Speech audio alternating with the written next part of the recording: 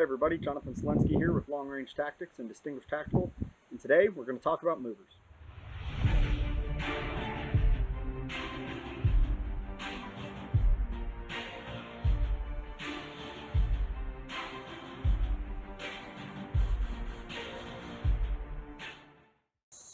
The most important factors that you need to figure out before engaging a moving target is going to be your lead.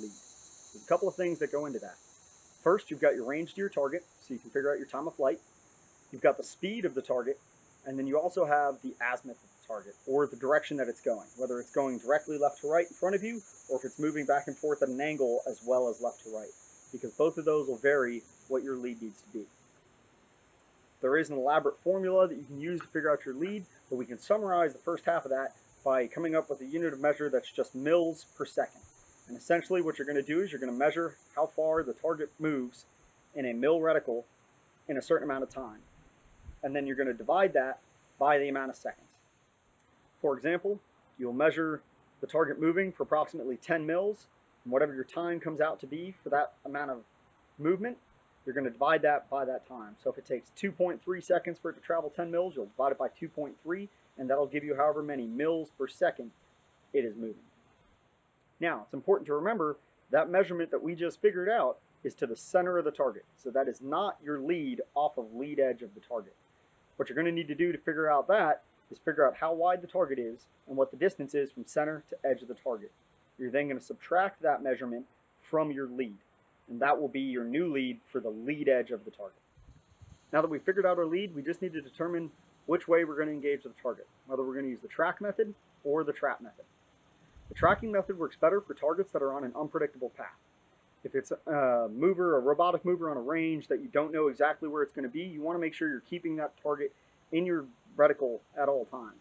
That way you know if it moves so that you can break the shot in the proper spot. The disadvantage to this method is your position is constantly changing. If you're having to move your rifle or move your position, your lead is going to be constantly shifting just a little bit, and you risk breaking that shot with an improper lead. The other method is your trap method. The trap method gives you the advantage of never having to change your position. You're just going to sit and wait at one spot, and as soon as that target crosses your reticle at the appropriate lead, you're going to break your shot. There is an increased risk of jerking the trigger because you're trying to time that shot perfectly, but it allows for a lot more stable position, so you get a little bit more forgiveness in sacrificing some of those fundamentals slightly to get the lead proper. The disadvantage to this method is it requires the target to be in a predictable pattern. If you're using a robotic target on longer ranges and it's going left to right, back and forth, it may not cross in front of your reticle, and now you're having to rush to find where that target is going.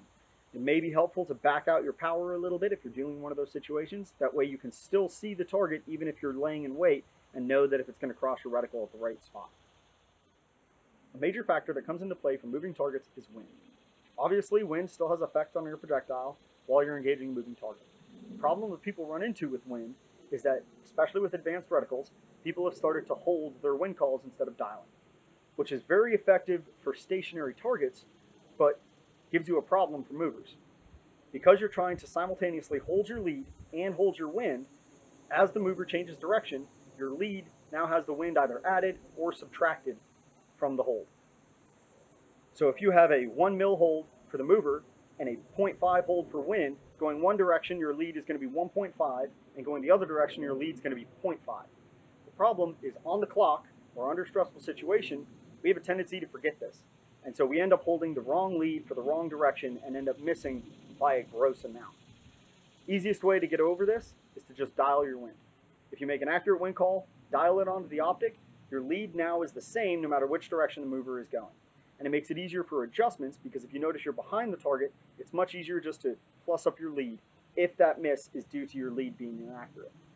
If the miss is due to your wind call being inaccurate, it will be behind the target going one direction and ahead of the target going the other, or a hit one way or the other, and a miss the other direction. This is how you cue in to whether you're missing because of your lead or missing because of your wind call.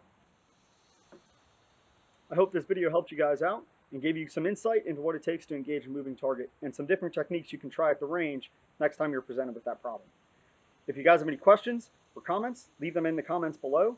Go ahead and subscribe to Long Range Tactics and Distinguished Tactical, and we'll continue to pump out some videos to help you guys out.